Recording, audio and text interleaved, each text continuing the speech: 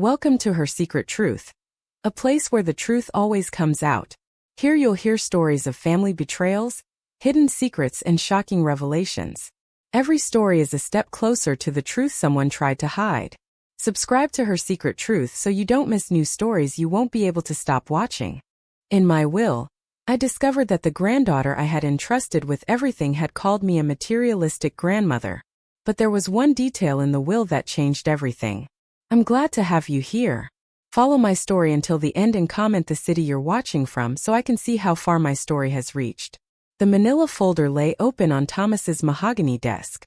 Its contents were spread before me like pieces of a puzzle I never wanted to solve. My lawyer of 20 years shifted uncomfortably in his leather chair, clearing his throat again, clearly uneasy. He said that he truly apologized and explained that he would never have shown me this draft if he had known what was written there. His voice was gentle, the way people speak when they are trying to be careful. I stared at the paper, my vision slightly blurred as I read the words again, hoping they might somehow change into something less painful. They did not. The statement acknowledged my financial support, but also expressed concern about the materialistic values that had defined my life and relationships. Each word felt like a small dagger. Those words were written by Helen, my favorite grandchild, the one I had supported through college, helped buy her first home, and funded her art gallery when everyone else said it would fail. Felt impossible to believe. I quietly said that there must be some mistake and that she would not say this. Thomas removed his glasses and polished them with his pocket square, a habit I had noticed over the years, then explained that the document had come directly from her and was part of the family trust documentation. At 75, I had faced many storms: my husband's early death, raising 3 children alone, and building a business from nothing. But this betrayal felt deeper than I could have imagined. I remembered Helen at 5, her small hand in mine as we walked through the botanical gardens. At 12, crying on my shoulder when her parents divorced. At 22, throwing her graduation cap into the air while I watched with pride. He asked if I would like some water while reaching for the crystal carafe, but I shook my head, gathered the papers with trembling hands, and said that I wanted to go home. The drive back to my house was a blur. Autumn leaves swirled across the windshield, their bright colors in contrast with the heaviness inside me. I pulled into my driveway, the large Victorian home I had bought after selling my company, the place where Helen had spent many weekends and summer vacations. Inside, I moved through familiar rooms that suddenly felt like a museum filled with expensive things that, in her eyes, defined me. The antique desk where I had helped her with her college applications. The kitchen where we baked Christmas cookies every December. I began to wonder if any of it had truly meant anything to her. I sank into my armchair by the window, watching the afternoon light stretch across the lawn. My phone buzzed. It was a message from Helen, simply checking in and asking if Sunday dinner was still good, ending with love. That made the pain even deeper. Beside me on the table was a framed photo of us at her gallery opening last year. We were smiling, holding champagne glasses. That night, I had written a check for $50,000 to help her expand to a second location. It made me question what I was to her. A checkbook with a pulse. I thought about all the financial support I had given her over the years: tuition payments, the down payment on her house, the gallery funding. I had never hesitated, not once, because I loved her and wanted her life to be easier than mine had been. But perhaps I had been wrong. Perhaps by trying to show my love through financial support, I had made her believe that money was all I cared about. My fingers hovered over the phone. I could confront her and demand an explanation, but something held me back. If I wanted the real truth, I needed to understand what had brought us to this point. I picked up my phone and typed a reply that showed none of my heartbreak, saying that I was looking forward to it and that 6 in the evening worked as usual. Then I put my phone down and did something I had not done in years. I cried. When they finally stopped, a strange clarity appeared. Before Sunday dinner, I needed answers and I would find them, even if it shattered what remained of my heart. The urban canvas was quiet on a Thursday afternoon. There was only one attendant at the front desk, and she recognized me immediately. "Mrs. Holloway, Helen didn't mention you were coming by today." I said that I was just in the neighborhood and asked if she was in. She told me that Helen had left for lunch with her husband about 20 minutes earlier, and that they usually went to Margold Cafe around the corner. I thanked her and left quickly. The cafe was only 2 blocks away, with a large window facing the street. I found a bench across from it, my heart pounding at the absurdity of what I was doing. At 75 years old, I was essentially spying on my granddaughter. Through the window, I could see them clearly, Helen and Victor Langley at a corner table, leaning close together in what seemed like an intense conversation. Helen looked stressed, running her hands through her auburn hair the way she always did when she was upset. Victor was speaking actively, his hands moving sharply. At one moment, Helen covered her face with her hands.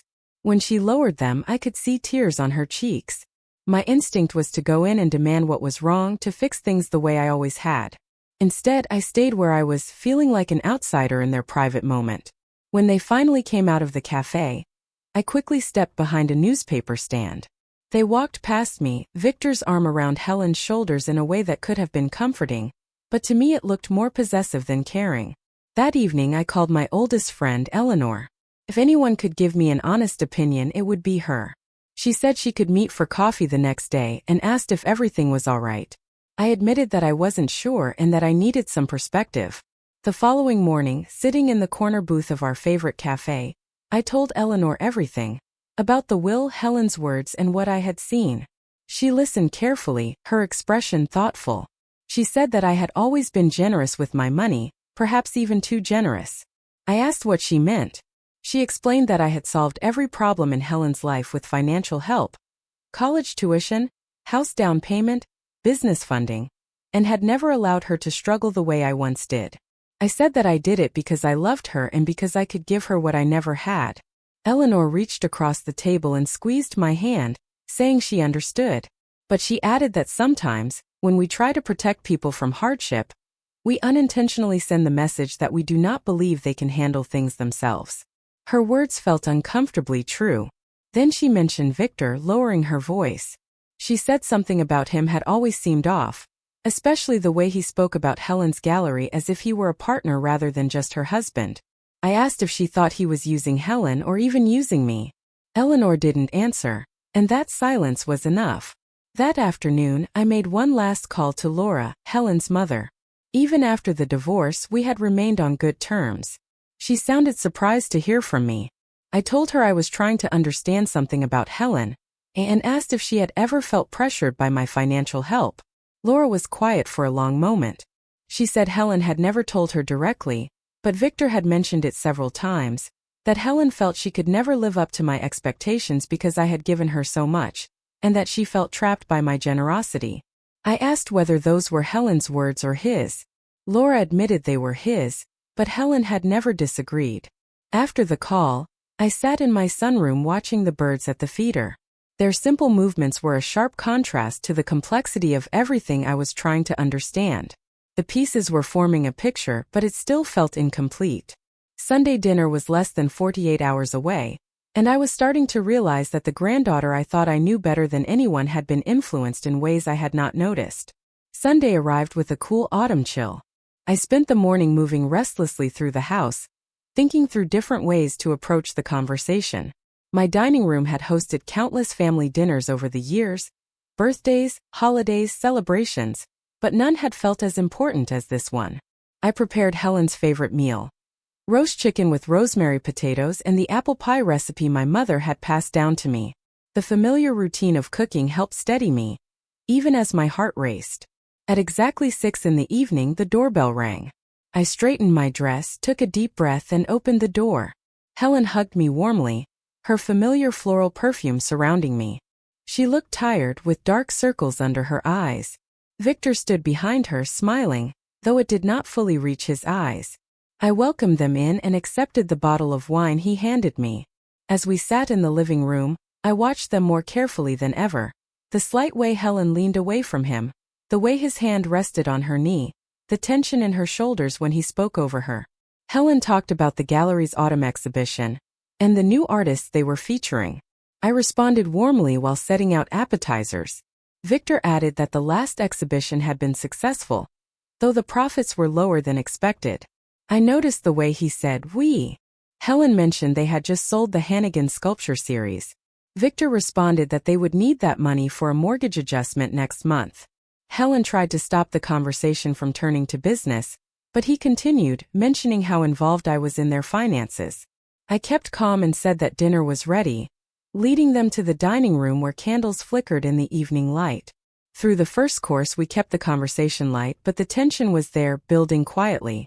Finally, as I served the main course, I said gently that I needed to ask something important. Helen looked up, her fork paused. I asked her if she truly thought I was materialistic. The question hung in the air. Helen's face went pale, and her fork dropped against the plate. I explained that I had seen the statement she prepared for my will, where she described me as someone defined by materialistic values. Victor's expression shifted slightly. Helen's eyes filled with tears. I said that I only wanted to understand, asking if that was really how she saw me after everything we had shared. Helen looked shaken, glancing between Victor and me. I said that I didn't mean it that way, and that it wasn't exactly what I was trying to say. Victor Langley interrupted smoothly, explaining that some context had been lost, and that they had been discussing the impact of financial dynamics on family relationships in a more theoretical way. I asked why it had been included in a formal document about my will, looking directly at him. He shifted uncomfortably and said that legal documents often require perspectives on family values, and that it was not meant to be personal. I replied that it felt very personal, especially coming from the granddaughter I had always been closest to. Tears spilled from Helen as she apologized, saying she had not meant it the way it sounded. I asked how she had meant it. She twisted her napkin in her lap and said that sometimes she felt I believed money solved everything, that when I wrote a check problems disappeared. I asked when I had ever given her that impression. She said that every time she struggled I stepped in. When college was hard I paid for a tutor. When her first apartment had problems I moved her to a better one. When the gallery struggled I invested more money. Felt like a slap. I said that I had only been trying to help her. She said she knew, but sometimes she needed to figure things out herself and prove she could do it without being rescued. Victor nodded and said that what she was trying to express was that my love often came with financial strings attached. I said firmly that this was not true. He challenged that, mentioning the gallery expansion where I insisted on being a signing partner, Helen's house where I chose the neighborhood, and even their wedding where I upgraded everything. I looked at Helen, whose gaze stayed fixed on her plate, and asked if that was really how she felt, that my help sometimes came with strings. She said quietly that not always but sometimes. My chest tightened. I said I had never meant to control her, only to make her life easier. Helen reached for my hand and said she knew, but that when I stepped in with money, it made her feel inadequate, as if I did not think she could handle things herself. Her words echoed what Eleanor had said earlier, and I felt a sharp realization. Had I really been so blind to how my help was seen? Victor's phone buzzed. He checked it and stood up, saying he needed to take a work call. As he stepped into the hallway, Helen visibly relaxed, her shoulders dropping and her breathing easing. And in that moment, watching my granddaughter change in her husband's absence, I understood that there was more to this situation than just a single comment in a legal document. I spoke softly and asked what was really going on, asking her to be honest with me. With Victor out of the room, the dining room seemed to breathe again. Helen glanced nervously toward the hallway, her hands trembling slightly as she reached for her glass. She said she had never meant to hurt me and asked me to believe that. I covered her hand with mine and asked her to help me understand what was happening. She hesitated, then said that Victor believed I used money to control her, and that he said I had always seen her as an investment rather than a person. I asked if she believed that. Her hesitation was enough of an answer. I said gently that I had only ever wanted to support her, and that if I had made her feel controlled or diminished, that had never been my intention. Tears filled her eyes as she said she knew, but that Victor kept saying those things. I interrupted softly, saying I was more interested in what she thought, not what Victor said. She admitted that things had been difficult lately. I asked if it was the gallery, but she said the gallery was doing well.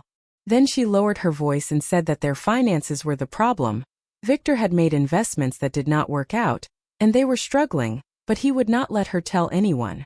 The pieces started to fall into place. I asked if that was where the money from the joint account had been going, including the transfers to Langley Architectural Heritage. She looked surprised and asked how I knew. I said I still received statements and had seen the transfers.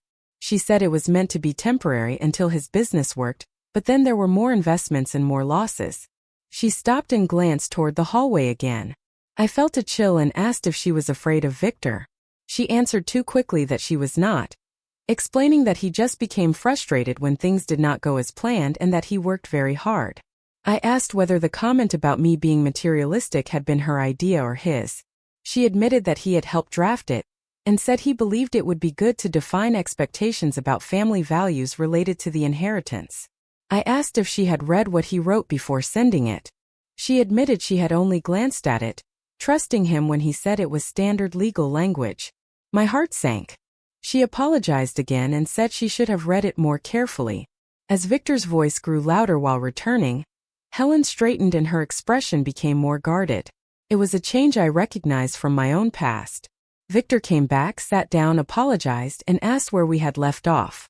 I said we had been discussing perspectives and added that I was about to show Helen something important.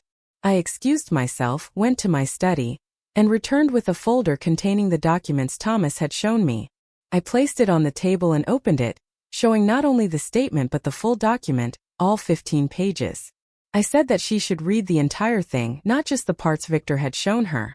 Victor said it was not the right time or place, but I replied firmly that it was exactly the right time. Helen looked between us, then slowly pulled the document closer. As she read, her expression changed from confusion to shock. She said she had not written most of it, that some parts sounded like her, but the rest, including the conditions and restrictions, were not hers at all. Victor shifted uncomfortably and said it was just standard legal language that all wills include. I said quietly that they do not unless someone wants to control how the inheritance is used. Helen continued reading, her face growing paler with each page. She read that the document suggested placing restrictions on inheritance for family members with proven financial irresponsibility. She looked up at Victor Langley and asked what that meant. He insisted that it was simply protective language meant to preserve the family legacy. Helen continued, her voice becoming firmer, reading another section about inheritance being managed by a third-party financial advisor, specifically Langley Financial Planning. She stared at him and pointed out that it was his cousin's company. Victor's jaw tightened as he said Ryan was highly qualified. Helen challenged that, reminding him that the same Ryan had advised him on failed investments, her voice rising slightly. Then she turned to me and said she had never written those things and would never try to control my decisions about my own money. I reached across the table and turned to the final page, asking if she had signed it. She examined the signature carefully, running her finger over it, and said it looked like hers, but she did not remember signing that document. She then recalled signing some papers Victor had brought home months earlier, which he said were for the gallery's tax filings. Victor stood up abruptly, his chair scraping against the floor, saying the situation was ridiculous and that they should leave. But Helen did not move. Instead, she kept reading, turning the pages more quickly, clearly upset.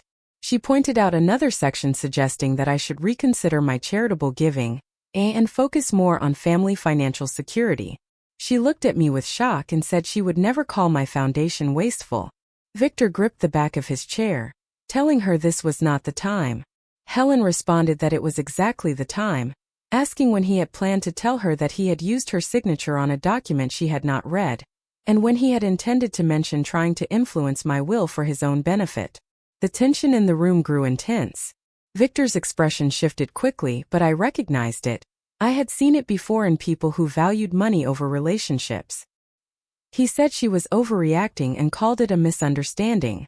I asked if it really was because from my perspective it looked like he had been manipulating both of us, using Helen's trust to influence my estate planning. Victor's face hardened as he said they were done and told Helen to get her coat. But she did not move. She looked at him as if seeing him clearly for the first time and said she was not done. In that moment, with her chin raised and her gaze steady, she looked so much like me in my younger years that I felt both pride and concern. I realized then that what I had found went far deeper than a single hurtful comment. It was not just Helen's opinion. It was evidence of Victor trying to come between us for financial gain. And the most important realization was not in the documents at all, but in Helen's eyes as she looked at me, a silent request for help while finding the strength to stand her ground. Victor's face twisted with controlled anger as he said they were leaving. Helen answered with a firm refusal. That single word carried weight. I watched my granddaughter change before me. She was no longer the quiet, compliant person who had entered my house earlier. She was taking back her voice. Victor asked what she had said, his tone dropping. Helen replied that she was staying with me that night and that they needed to talk. He looked between us, calculating, and said this was an overreaction to standard legal language. I asked quietly whether forging signatures was also standard. He denied it, saying she had signed it. Helen responded that it had been under false pretenses, since he told her it was gallery paperwork. His composure broke as he accused her of being ungrateful after everything he had done for her and her gallery. Helen replied that her gallery was not failing, and was actually the most stable part of their finances. I saw the realization appear on her face as she said it. She continued, saying that the gallery had never been the problem. His investments and debts were, and they had been covering them with my money. The silence that followed said everything. I told Victor firmly that he should leave and that Helen would speak with him the next day. For a moment it seemed he might refuse, but then he straightened his jacket and walked toward the door, saying the conversation was not over. Helen agreed that it was not. When the door closed behind him, Helen collapsed into her chair, her composure breaking as tears streamed down her face. I sat beside her and put my arm around her shoulders. She said she was sorry and that she had no idea what he had been doing. I told her gently that she had nothing to apologize for, though I admitted I should have noticed sooner. I handed her a tissue and said that manipulative people are very skilled at what they do, and that I knew that from experience. She looked at me surprised and asked if I really did. I asked if I had ever told her about my first husband before I met her grandfather. She shook her head. I explained that I had been 22, working as a secretary at a law firm, and that he had been charming and very interested in the small inheritance my parents had left me. I smiled slightly at the memory. By the time I realized what was happening, he had convinced me to invest in several of his business ideas, all of which failed. She asked what I did then. I said that I left him and started over with nothing but determination, and the promise that I would never again allow anyone to control me through money. I squeezed her hand and said that this was why I had always wanted financial security for her, so she would never feel trapped the way I once had. Understanding appeared in her eyes as she said she had never known that. I replied that we do not always share our hardest lessons, even with those we love most. I sighed and admitted that I had believed I was protecting her by making sure she would never struggle financially, but instead I might have left her vulnerable in other ways. Helen leaned her head against my shoulder, a gesture that reminded me so much of her childhood that my heart ached. She said she never thought I was materialistic. I told her that there had been some truth in what she had said earlier, that I had often tried to solve problems with money, perhaps too often. We sat quietly for a moment, the weight of everything settling around us. She then asked what she should do now, her voice small. I said gently that it was her decision, but whatever she chose, I would support her not just financially but in every way that mattered. She said she did not think she could go home that night. I told her to stay, reminding her that her old room was always ready. She nodded with relief and asked if we could truly talk about everything. I agreed and stood to clear the barely touched dinner plates, saying I would make us some tea. In the kitchen, as I filled the kettle, I reflected on how ironic everything felt. For years, I had believed that financial security was the greatest gift I could give my family. Now I realized that something else might be far more important: the courage to stand up for oneself, the ability to recognize manipulation, and the strength to begin again when needed. Later, sitting in the living room with warm mugs of chamomile tea, we began a conversation that should have happened long ago. It was not about money, wills, or investments, but about our fears, our hopes, our mistakes, and what we had learned. She admitted she had always been afraid of disappointing me, that I had achieved so much and built a company from nothing, and that she felt she could never measure up. I admitted that I had been so determined she would not struggle the way I had that I never allowed her to discover her own strength. I said that perhaps we both needed to forgive ourselves. We talked late into the night, slowly removing layers of misunderstanding that had built up over the years. With each honest exchange, I felt the distance between us fade, replaced by a deeper understanding than we had ever shared. When she finally yawned, exhausted, I walked her to her childhood bedroom.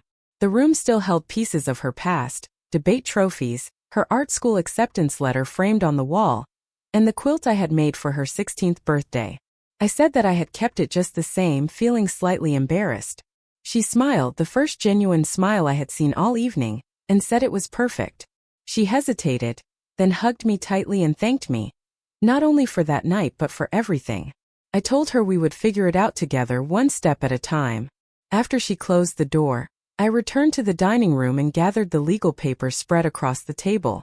Victor's manipulation had nearly succeeded in creating distance between us, a reminder that the greatest threats often come disguised as concern. There would be practical matters to handle the next day. Speaking with Thomas about the forged documents, helping Helen understand her financial situation with Victor, and considering what legal steps might be needed. But that night had already given me something far more valuable: the rebuilding of trust with my granddaughter, and the understanding that my true legacy would never be measured in money. 6 months can change everything. Spring had fully arrived, bringing blossoms and warmth after the cold winter. I sat on my porch swing, watching Helen arrange potted geraniums along the steps, a small routine we had created in the past month since that evening. She said they would look beautiful once they grew, brushing soil from her hands. I agreed, pouring her a glass of lemonade. She joined me on the swing, our shoulders touching as we moved gently. The quiet between us felt new but meaningful. Peace had come after the turmoil that followed Victor's exit from our lives. The divorce had been handled quickly, helped by the evidence Thomas had gathered about Victor's financial manipulation. The forged documents had only been the beginning, as further investigation revealed a pattern of deception from early in their marriage. She mentioned that she had received the final gallery numbers, and that they had increased by 38% compared to the previous year. I told her that was wonderful and said I was proud of her. The new location was doing very well. The expansion of the gallery had been her own achievement this time, funded not by me, but by a small business loan she had secured herself. I had offered to help, but she had declined, explaining that she needed to do it on her own, not because she did not value my support, but because she needed to prove to herself that she could. It had not been easy for me to step back and resist the urge to fix everything, but I was learning, just as she was learning to rely on herself. I mentioned that Daniel had called, and that he would be bringing Clara to dinner the next day. She smiled and said he seemed happy. I agreed, noting that his new relationship was going well. She took a sip of lemonade, then said she had been thinking about something. She reminded me of our earlier idea about starting a mentorship program at the community center for young artists who could not afford formal education. I nodded. It had been one of many ideas we had discussed before. She said she had developed a plan and that it would not take much to begin, just space and basic supplies, and that artists from the gallery had already volunteered to teach workshops. I felt the familiar urge to immediately offer financial help, but I stopped myself, remembering everything I had learned over the past 6 months. I said it sounded wonderful and asked her to tell me more about the plan. She explained her vision with quiet excitement, describing a program that would not only teach art, but also business skills, helping young people build sustainable creative careers. Her eyes were full of purpose as she spoke. When she finished, she looked at me expectantly. I said honestly that I thought it was brilliant and that she had thought of everything. She said there was one thing she wanted to ask me about. I assumed it was financial support and answered carefully, keeping my tone neutral. She shook her head, surprising me, and explained that she had already secured a small grant from the City Arts Council, and was also contributing part of the gallery's profits. She took a breath and said that what she really wanted was my involvement, my experience and business knowledge. She asked if I would consider being an advisor for the program, not as her wealthy grandmother, but as the woman who had built a company from nothing. I felt tears rise in my eyes. That request, for my time and experience rather than money, meant more than any thank you ever could. I told her I would be honored, my voice heavy with emotion. Helen squeezed my hand and thanked me. We sat quietly, rocking gently, watching neighborhood children ride their bicycles as their laughter carried through the warm spring air. Later that afternoon, as she was getting ready to leave, I remembered something and asked her to wait. I went to my study and returned with a slim leather portfolio, softened with age. She asked what it was. I told her to open it. Inside was the original business plan for Holloway Manufacturing, handwritten on yellowed pages filled with notes, corrections, and calculations. It was the beginning of what would later become a successful company. I explained that I had written it at 28, when I was a divorced single mother with no higher education and very little money. Everyone had told me I was being unrealistic, chasing something impossible. She looked up, surprised, saying she had never known it started that way, and that I had always made it sound inevitable. I smiled slightly and said that nothing truly worthwhile is ever inevitable, that it is built through difficult decisions, often without any guarantee of success. She nodded, understanding forming in her eyes. She said it was like the mentorship program. I agreed. I told her I wanted her to have the portfolio, not as something to store away, but as a reminder that the most valuable inheritance I could give her was not financial. She said softly that it was courage. I added that it was resilience and the understanding that she had those same qualities within her, whether I had always recognized them or not. She held the portfolio carefully, as if it were something far more valuable than old paper. In a way, it was a legacy no legal document could fully capture. As we walked toward her car, I mentioned that I had been thinking about my will. She reacted immediately, but I reassured her with a smile that it was not what she thought. I explained that Thomas and I had been discussing changes. Less focus on money and more on creating something that reflected what each family member truly needed, including values. She nodded, understanding what I meant, and said it sounded right. As I watched her drive away, the portfolio beside her, I felt a deep sense of calm. What had once been a painful discovery had led to something unexpected. A stronger and more genuine connection with my granddaughter. The comment about me being materialistic, which had hurt me so much before, now felt almost like a hidden gift, something that had forced us to face difficult truths and reach real understanding. Later that evening, sitting in my garden and watching the sunset fill the sky with soft colors, I thought about what legacy truly meant. It was not property or money or possessions. It was moments like these, the difficult conversations we finally allowed ourselves to have, the trust we rebuilt, and the understanding that replaced distance. It was knowing that Helen would move forward not with resentment or pressure, but with confidence and clarity. Some inheritances, I had learned, are far too valuable to ever be written into a will. Thank you for listening. If this story resonated with you, don't forget to subscribe, and feel free to share your own experience in the comments. Your voice matters.